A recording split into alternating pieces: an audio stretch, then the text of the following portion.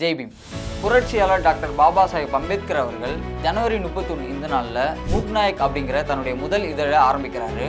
இந்த இதழை அவர் ஆரம்பிக்கிறதுக்கான காரணம் என்ன, இந்த இதழில் அவர் ஆசிரியர் உரையா என்ன எழுதினார் அப்படிங்கிறத பற்றி இந்த வீடியோவில் பார்ப்போம். 1920 ஜனவரி 31 புரட்சியாளர் டாக்டர் பாபா சாஹேப் அம்பேத்கர் அவர்கள் மராத்தியில் மூக் நாயக் அப்படிங்கிற இதழை தொடங்குறாரு. ஊமைகளின் தலைவன் அப்படிங்கிறது தான் இதனுடைய பொருள். மாதம் 2 முறை இந்த இதழ் வெளிவந்துட்டு இருந்துச்சு. சரி, பாபா சாஹேப் அவர்கள் இந்த இதழை ஆரம்பிக்கிறதுக்கான காரணம் என்னன்னா, 1918 1919 ஆண்டுகளில் சவுத் பேரா குழு இந்தியாவில் பலதரப்பட்ட மக்கள்கிட்ட கருத்துக்களை கேட்டுட்டு இருந்தாங்க. 1919 ஜனவரி 27 பாபா சாஹேப் அவர்கள் சவுத் பேரா குழு கிட்ட தலித் மக்களுக்குன்னு தனி வாக்காளர் தொகுதி வேணுன்ற கோரிக்கையை முன்வைக்கிறாரு. ஆனால் அந்த காலகட்டத்தில் இருந்த இதழ்கள் பாபா சாஹேப்பினுடைய கருத்துக்கு இடமளிக்கலை. அதனால் பாபா சாஹேப் அவர்கள் தலித் மக்களுடைய குரலாக ஒரு இதழை ஆரம்பிக்கணும் அப்படின்னு சொல்லிட்டு முடிவெடுக்கிறாரு. இதை தெரிஞ்சுக்கிட்ட கோல்காப்பூரினுடைய சிற்றரசர் ஷாகு மகாராஜா அவர்கள் பாபா சாஹேப்புக்கு நன்கொடை வழங்குறாரு. மூக் நாயக் இதழ் ஆரம்பிக்கப்பட்டப்போ பால கங்காதர திலகருடைய கேசரி இதழுக்கு பணம் அனுப்பிச்சு பாபா சாஹேப் அவர்கள் விளம்பரம் செய்யப்படி கேட்டுக்கிறாரு.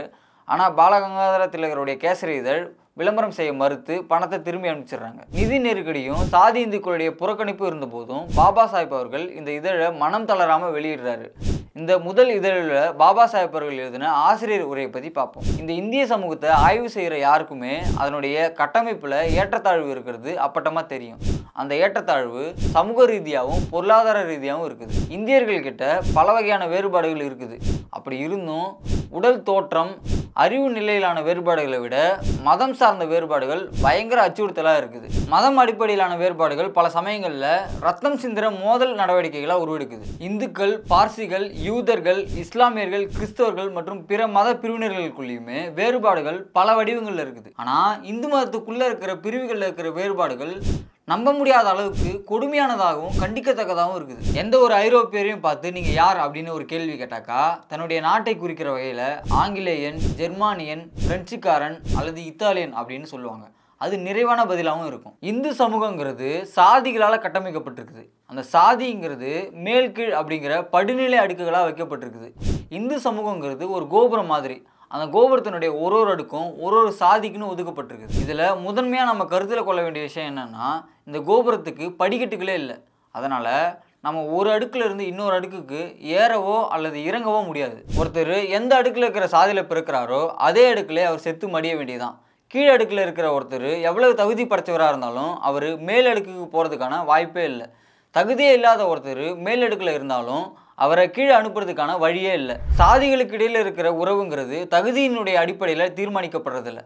மேல் சாதியில் இருக்கிற ஒருத்தர் தகுதியற்றவராக இருந்தாலும் அவருடைய சமூக மதிப்பினுடைய உயர்வு அவருக்கு அப்படியே நீடிக்கும். அதே போல் தலித் சமூகத்தை சேர்ந்த ஒருத்தர் எவ்வளவு சிறப்பான தகுதிகள் பெற்றிருந்தாலும் தன்னுடைய தாழ்நிலையிலிருந்து விடுபட்டு மேலே செல்ல முடியாது. மேல் சாதி கீழ் சாதிகளுக்கு இடையில சேர்ந்து உணவு உண்பது, கலப்பு திருமணம் செய்கிறது போன்றவற்றுக்கு கடுமையான சாஸ்திர தடைகள்லாம் இருக்கு. சில சாதிகள் சாதிய கட்டமைப்புக்குள்ளேயே முன்னோக்கி இயங்குறதுக்கு அனுமதிக்கப்படுது. ஆனால் சில சாதிகள் தீட்டானவை அப்படின்னு முத்திரை குத்தப்பட்டு முன்னோக்கி இயங்குறதுக்கு அனுமதி மறுக்கப்படுது. இவர்கள் தீண்டப்படாத சாதியினர். இவர்களுடைய தீட்டு மற்ற எல்லா சாதி இந்துக்களுக்கும் ஒட்டிக்கொள்ளும் அப்படின்னு நம்புறாங்க. அதே போல சாதிய படிநிலையினுடைய உச்சியில பார்ப்பனர்கள் இருக்கிறாங்க. இவர்கள் தங்களையே பூதேவர்கள் அப்படின்னு கருதிக்கிறாங்க. மற்ற சாதியில் இருக்கிற ஆண்களும் பெண்களும் தங்களுக்கு பணிவிடை செய்ய தான் படைக்கப்பட்டிருக்காங்க அப்படின்னு கருதுறாங்க. இந்துக்களுடைய புனித சாஸ்திரங்களை படைச்சவங்க பார்ப்பனர்கள் தான். அதனால தான் மற்ற சாதியினர் எல்லோரும் தங்களுக்கு பணிவிடை செய்ய கடமைப்பட்டிருக்காங்க அப்படின்னு கருதுறாங்க. இந்து மதத்தினுடைய சாஸ்திரங்களும் புராணங்களும் அறிவுக்கு பொருந்தாத மூட நம்பிக்கைகளை தான் பரப்புது. மறுபுறத்தில் போதிய சொத்துடைமையும் கல்வி உரிமையும் இல்லாதால பார்ப்பனர் அல்லாதவர்கள் பின்தங்கிய நிலையில் இருக்கிறாங்க. இருந்தாலும் சொத்துரிமை முழுமையாக மறுக்கப்பட்டதால் ஏற்படுற கொடிய நிலைமை பார்ப்பனர் அல்லாதாருக்கு ஏற்படுறதில்லை. ஏன்னா பார்ப்பனர் அல்லாதார் வேளாண்மை, பொருள் உற்பத்தி தொழில், வணிகம் மற்றும் பிற வேலைவாய்ப்புகள் மூலமாக தங்களுடைய வாழ்வாதாரங்களை பெற்றுக்கிறாங்க. ஆனால் சாதிய பாகுபாட்டால் தலித்துகள் தான் கடுமையாக பாதிக்கப்படுறாங்க. இவங்க கொடிய வறுமையில் இருக்காங்க. தன்னம்பிக்கையற்றவர்களா வலிமையற்றவர்களாக வாழ்கிறாங்க. அதனால் இவங்களுடைய இறங்கத்தக்க வாழ்நிலை எடுத்திருக்கிறதுங்கிறது முதன்மையானதாக இருக்குது. இவர்கள் உயர்வதற்கான ஒரே வழி தங்களை சூழ்ந்திருக்கிற தடைகளை உடை தெரிஞ்சுட்டு தங்களுடைய உரிமைகளை மீட்டெடுக்கிறது தான்.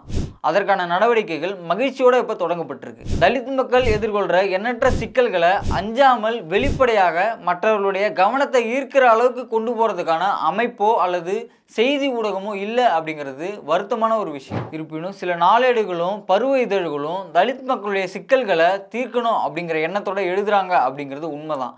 ஆனால் அவர்கள் யாருமே தலித் மக்களுடைய உரிமைகள் பற்றி மட்டும் கவனம் செலுத்துறதே இல்லை. அதனால தான் இந்த இடைவெளியை இட்டு நிரப்பணுன்ற நோக்கத்தோட மூக்நாயக் அப்படிங்கிற இதழ் வெளியிடப்படணும்னு திட்டமிட்டு இப்போ வெளியிடப்படவும் ஆரம்பித்தாச்சு. காலங்காலமாக ஆளும் வர்க்கமாக இருந்துட்டு வர பார்ப்பனர்கள் மற்றும் சாதி இந்துக்கள் நாட்டு சுதந்திரம் அப்படிங்கிற பேரில் ஆங்கிலேயர்கள் கிட்ட இருந்து ஆட்சி அதிகாரத்தை கைப்பற்ற துடிக்கிறாங்க. இந்தியா ஒரு சுதந்திர நாடாக இருந்தால் மட்டும் போதாது, அதில் இருக்கிற எல்லா வகுப்பு மக்களுக்கும் மதம், சமூகம், பொருளாதாரம், அரசியல் தொடர்பானவற்றில் சம உரிமைங்கிறது உறுதி செய்யப்பட்டதாக இருக்கணும். ஒரு தனி மனிதனுக்கும் வாழ்க்கையினுடைய சூழலில் உயர்றதுக்கான வாய்ப்பும் அதே போல் முன்னேறதுக்கு ஏற்ற நல்ல சூழ்நிலையும் அளிக்கப்படணும். ஆங்கிலேய அரசனுடைய அநீதியான அதிகாரத்தை எதிர்க்கிறது சரி அப்படின்னு பார்ப்பனர்கள் சொல்கிறதுல எந்த அளவுக்கு நியாயம் இருக்குதோ அதை விட 100 மடங்கு நியாயம் ஆட்சி அதிகாரம் ஆங்கிலேயர்கள் கையிலிருந்து பார்ப்பனர் கைகளுக்கு மாறிவிடக்கூடாது அப்படின்னு தலித்துகள் எதிர்க்கிறதுல இருக்குது அப்படின்னு பாபா சாஹிப் அவர்கள் சொல்கிறாரு. புரட்சியாளர் டாக்டர் பாபா சாஹிப் அம்பேத்கர் அவர்களுடைய இந்த உரையை பற்றி நீங்கள் என்ன நினைக்கிறீங்க அப்படிங்கிறத கமெண்ட்டில் சொல்லுங்கள்.